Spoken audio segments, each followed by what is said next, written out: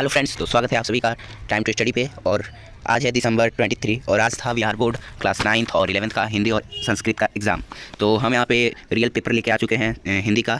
आप लोग जल्दी से इसको देख लेंगे ताकि एग्ज़ाम में अच्छा कर पाएँ, यानी कि आपको पता चले। यहाँ पे आप देख सकते हैं पूरा ओरिजिनल पेपर है, ये पूरा ओरिजिनल पेपर है दिसंबर मासिक 2024। ठीक है, चलिए आगे बढ़ते हैं।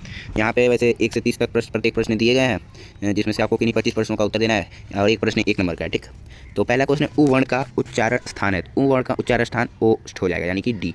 ऑप्शन नंबर डी आपका बिल्कुल सही है। दूसरा है हिंदी में अनुनासिक वर्णों की संख्या है, तो हिंदी में अनुनासिक वर्णों की संख्या 5 है। ऑप्शन नंबर बी आपका बिल्कुल सही हो जाएगा। ठीक, आइए तीसरा नंबर क्वेश्चन हम देखते हैं। नीरस शब्द का संधि विच्छेद है, तो नीरस शब्द का संधि विच्छेद नी जोड़ रस हो जाएगा। Option number A. आंखें बिछाना मुहावरे का क्या अर्थ है? आंखें बिछाना यानी कि इसमें ऑप्शन के हिसाब से हो जाएगा प्रेम से स्वागत करना। ठीक, और ऑप्शन क्वेश्चन नंबर 5 दिया है आँख का अंधा नाम नयन सुख। ठीक, तो इसका आपको आंसर लोकोक्ति है ये एक प्रकार की, तो इसका आंसर आपका हो जाएगा गुण के विरुद्ध काम होना। Option number C. ठीक, आइए आगे बढ़ते हैं। 6 नंबर क्वेश्चन में निम्नलिखित में कौन शुद्ध शब्द है, यानी कि इनमें से शुद्ध शब्द कौन है? तो ये इसमें से प्रकृति शुद्ध शब्द है। ठीक, ऑप्शन नंबर बी आपका बिल्कुल राइट आंसर हो जाएगा। आइए हम 7वां नंबर क्वेश्चन देखते हैं। निम्नलिखित में कौन शब्द स्त्रीलिंग है? स्त्रीलिंग शब्द इसमें है आपको परीक्षा, यानी कि एग्जामिनेशन। परीक्षा जो है शब्द है वो इसमें स्त्रीलिंग है। यहाँ पे 8 नंबर क्वेश्चन है। वाक्य में जिस शब्द से क्रिया के संबंध का बोध हो उसे क्या कहते हैं? वाक्य में जिस शब्द से क्रिया के संबंध का बोध हो तो उसको कहते हैं करण कारक। ठीक, ऑप्शन नंबर ए बी आपका बिल्कुल सही हो जाएगा, करण कारक। निम्नलिखित में कौन एक तत्सम शब्द है? तो 9 नंबर क्वेश्चन का आपका आंसर हो जाएगा डी, तिक्त। तत्सम उसको कहते हैं जो संस्कृत से हिंदी में ज्यों का त्यों लिया गया होता है। ठीक, 10 नंबर क्वेश्चन हिंदी में तद्भव शब्द है, इसमें तद्भव है आपका मयूर, यानी कि मोर। ठीक, आगे बढ़ते हैं 11 नंबर क्वेश्चन पे। 11 नंबर क्वेश्चन बोल रहा है उस शब्दांश या अव्यय को क्या कहते हैं जो किसी शब्द के पहले आकर उसका विशेष अर्थ प्रकट करता है? तो वैसे उसको कहते हैं उपसर्ग। जो शब्द के पहले आकर उसका अर्थ प्रकट करता है उसे उपसर्ग करते हैं, और जो शब्द के अंत में आता है उसे कहते हैं प्रत्यय। तो इसका आंसर हो जाएगा डी, उपसर्ग। ठीक, 12 नंबर क्वेश्चन है आपका गृह बसाकर रहने वाला, यानी कि गृह को बसा के फिर रहने वाला, तो उसको कहते हैं गृहस्थ। ठीक, पृथ्वी शब्द का पर्यायवाची शब्द है, तो पृथ्वी का पर्यायवाची शब्द हो जाएगा विधि। ठीक, ऑप्शन नंबर ए आपका 13 का सही आंसर हो जाएगा। 14 नंबर क्वेश्चन प्रतिदिन शब्द कौन सा समास है? तो अव्ययभाव समास से प्रतिदिन। अव्ययभाव समास उसे कहते हैं जिसमें उपसर्ग लगा होता है, यानी कि पहले होता है। तो यहाँ पे पूरा उपसर्ग है, यानी कि ये अव्ययभाव समास है। ठीक है, आइए 15 नंबर क्वेश्चन हम देखते हैं।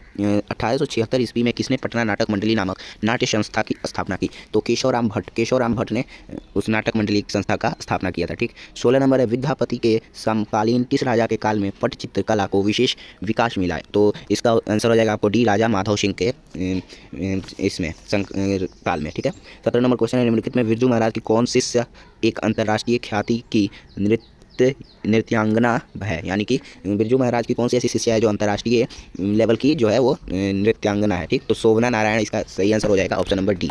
आइए हम 18 नंबर क्वेश्चन देखते हैं।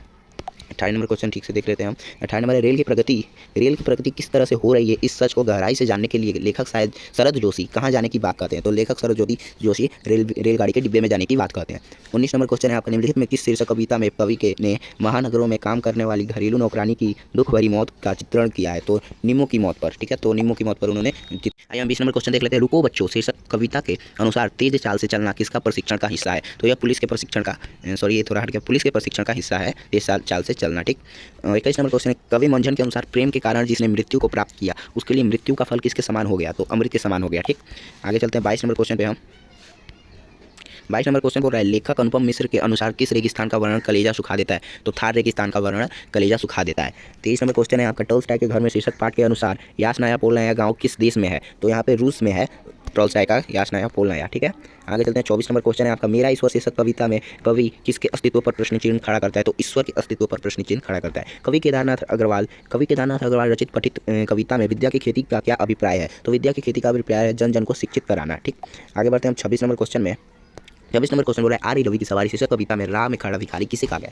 तो इस कविता में राह में खड़ा भिखारी चंद्रमा यानी कि चांद को कहा गया है। ठीक, तो 26 का सही आंसर हो जाएगा option number B. 27 number question है भक्त कवि रैदास के ईश्वर यदि दीपक के समान प्रकाश फैलाने वाले हैं तो स्वयं रैदास क्या है? तो स्वयं रैदास बाती के समान है। ठीक, आपका 29 नंबर क्वेश्चन 28 नंबर क्वेश्चन देख लेते हैं हम। बिरजू और चंपिया की शीर्षक कहानी के पात्र हैं? तो बिरजू और चंपिया जो है लाल पान की बेगम कहानी जो है शीर्षक उसके पात्र हैं। ठीक, 29 नंबर क्वेश्चन है लेखक शिव पूजन सहाय के बचपन का नाम क्या था? तो उनका बचपन का नाम था भोलानाथ। ठीक, यहाँ पे हम देख लेते हैं आपका 30 नंबर क्वेश्चन कह रहा है कि भारतीय गणतंत्र के प्रथम राष्ट्रपति राजेंद्र प्रसाद का जन्म कब हुआ? तो उनका जन्म हुआ था 3 दिसंबर 1884 ईस्वी को। और यहाँ पे आप देख सकते हैं मेरे पास इसका पूरा क्वेश्चन पेपर है, संस्कृत का भी कुछ देर में आपको डल जाएगा रात तक। ठीक, और ये देख सकते हैं सब्जेक्टिव क्वेश्चन है ये आपका, इसको उतार लें आप फटाक से। और ये रहा दीर्घ उत्तरीय, इसका स्क्रीनशॉट भी ले सकते हैं आप। बाद में आपको संस्कृत का देंगे और कल आपको यहाँ पे आपको SST और साइंस का भी क्वेश्चन पेपर मिल जाएगा। तो अगर वीडियो अच्छा लगे तो लाइक करें, सब्सक्राइब करें और कमेंट करना ना भूलें। कमेंट में जरूर बताएं आपको ये वीडियो कैसा लगा और पार्ट 2 के लिए जरूर कमेंट करें। थैंक्स।